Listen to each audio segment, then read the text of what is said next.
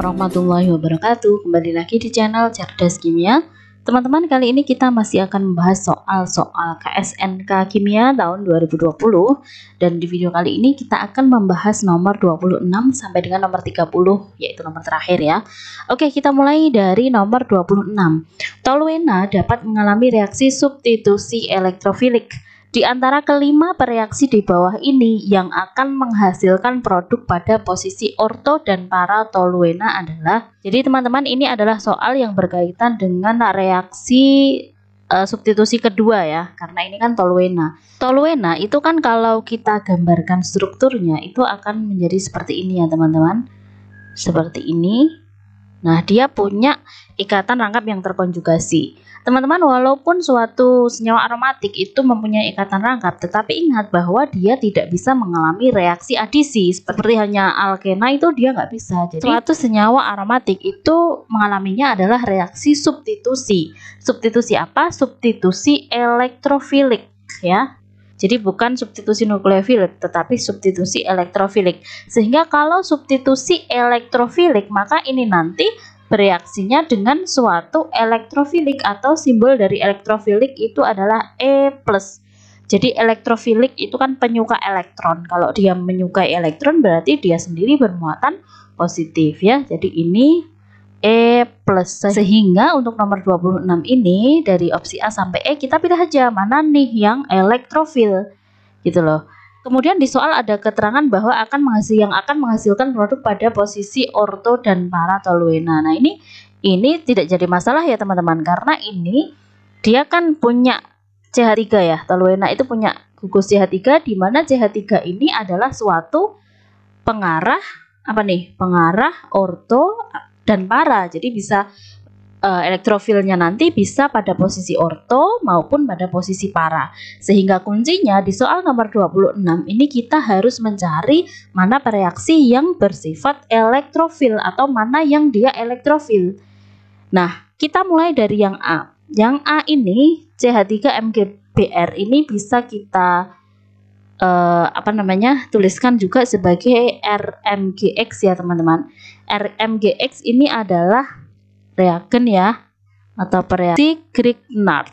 Nah, RMGX ini merupakan suatu nukleofil teman-teman. Jadi ini bukan jawabannya. Nah, kalau kita bahas ya RMGX atau reaksi Grignard, ini fungsinya adalah untuk merubah suatu karbonil, bisa keton, bisa aldehid, itu untuk menjadi suatu alkohol. Nah, jadi kalau kita tuliskan reaksinya itu seperti ini. Kalau ada suatu karbonil ditambah dengan RMGX, maka dia akan menjadi suatu alkohol teman-teman ya, dia akan menjadi suatu alkohol begini. Kemudian R dari RMGX itu akan nempel ke sini. Nah, jadi A bukan jawabannya ya. Kemudian kita ke yang B. Yang B ini adalah CH3COCl.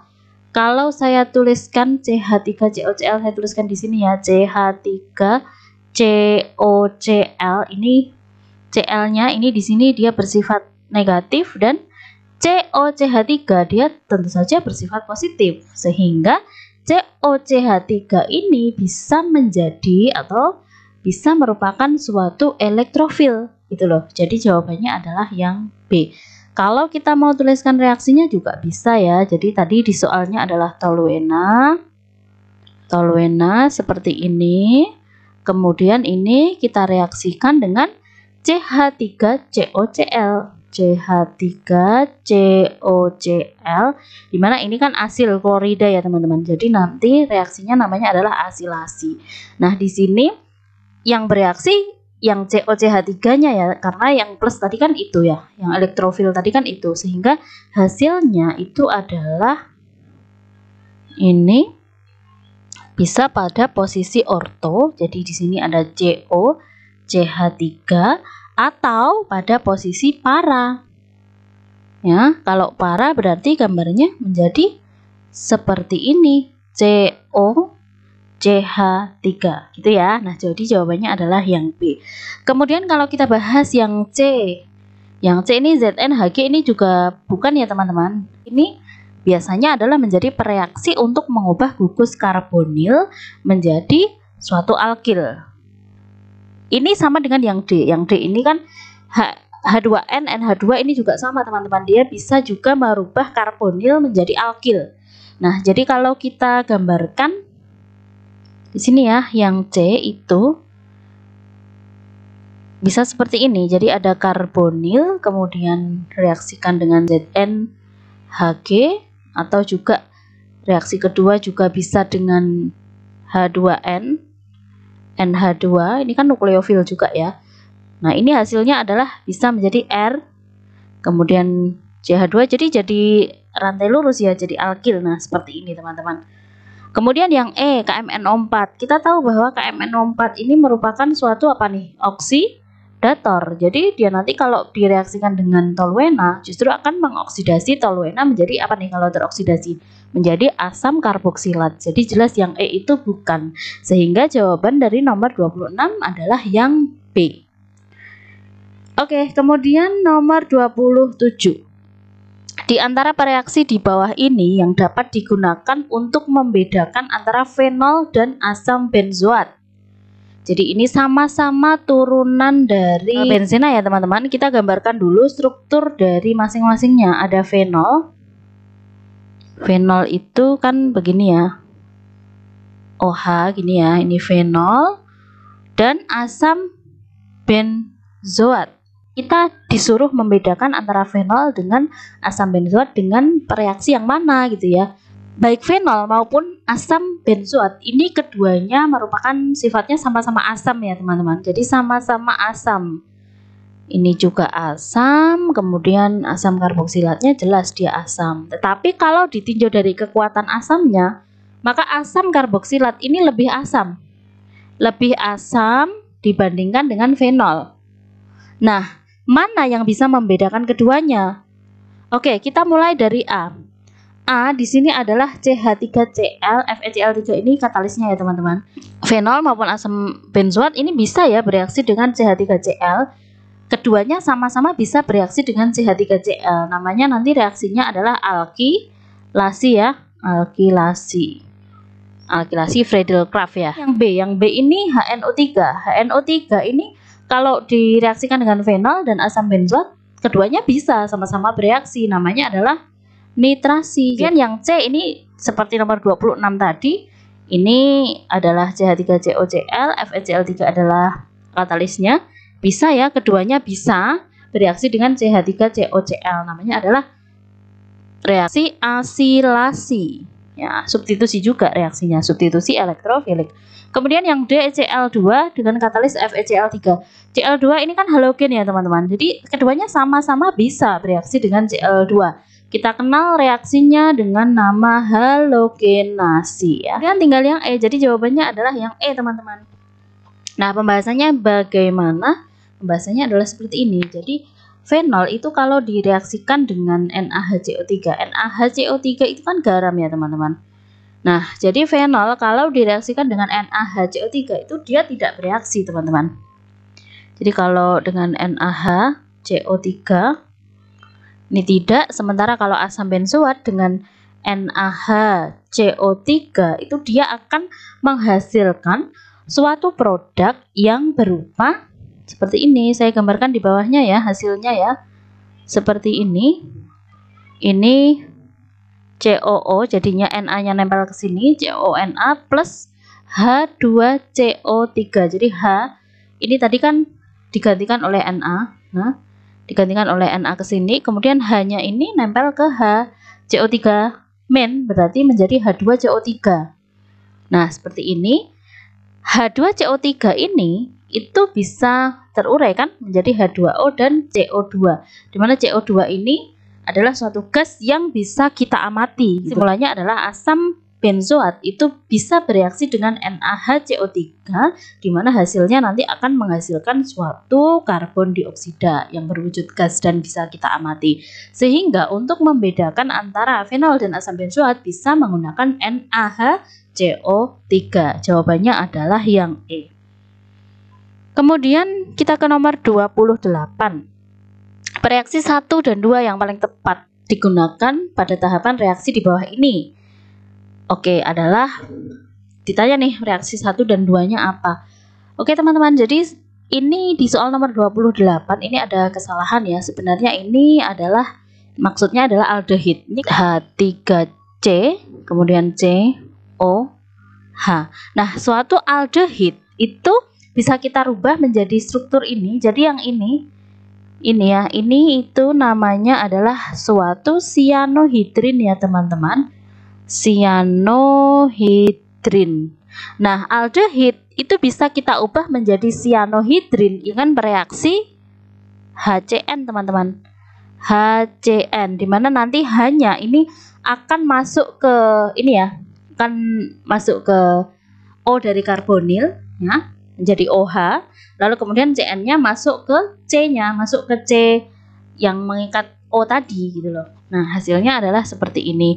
Kemudian sianohidrin ini bisa kita rubah menjadi asam karboksilat dengan cara hidrolisis, teman-teman.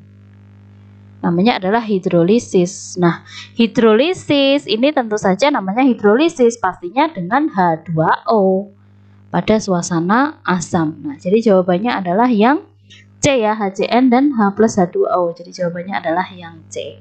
Oke, kemudian nomor 29. Senyawa trikloroetena banyak dipakai sebagai bahan pembersih. Di antara reaksi berikut yang ketika bereaksi dengan trikloroetena dapat menghasilkan senyawa yang mempunyai satu atom karbon yang asimetris adalah titik-titik.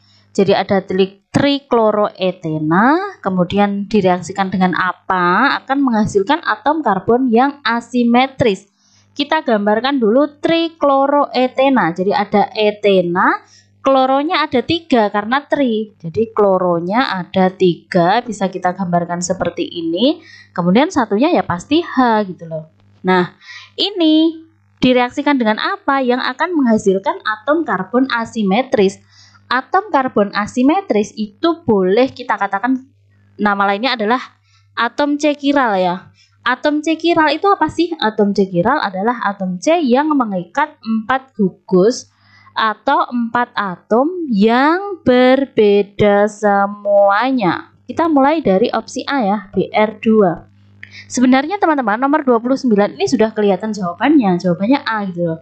Kenapa? Karena kalau yang B, H2 itu nggak mungkin ya, karena di trikloroetenanya itu sudah ada hanya, maka nggak mungkin nanti nggak akan mengikat 4 gugus yang berbeda semua gitu. Begitu juga dengan HCl, nanti juga nggak akan mengikat 4 gugus yang berbeda semua. Oke, kita coba aja ya supaya lebih paham. Kita mulai dari opsi yang A.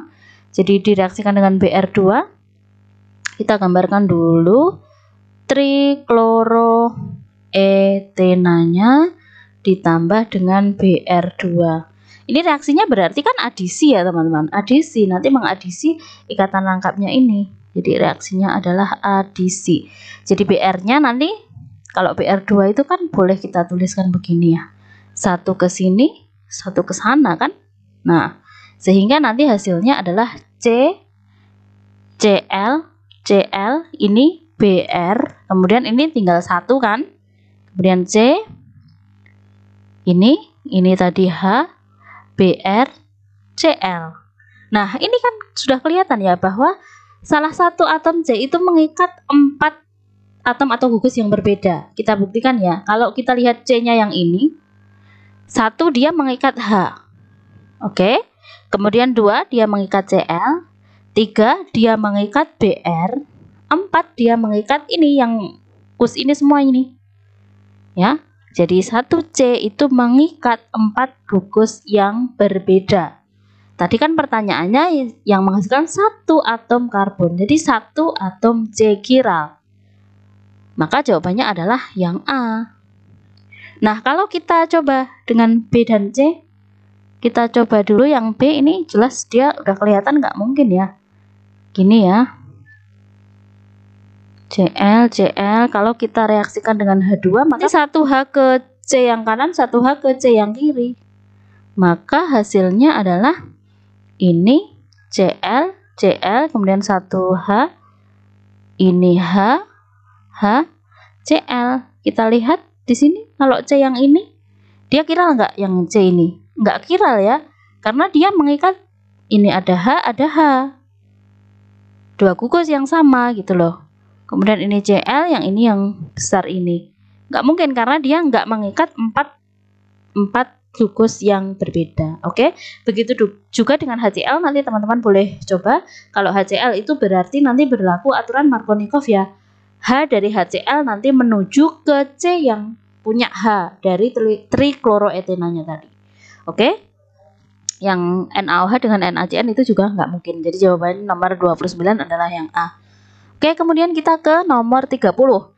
Di antara reaksi berikut yang paling tepat untuk mensintesis etana dari etil alkohol seperti pada tahapan reaksi berikut ini adalah titik-titik.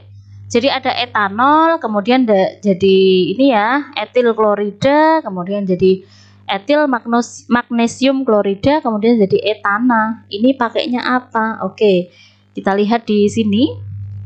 Etanol, kalau mau jadikan etil klorida berarti kan bisa ada beberapa reaksi ya yang bisa ya teman-teman.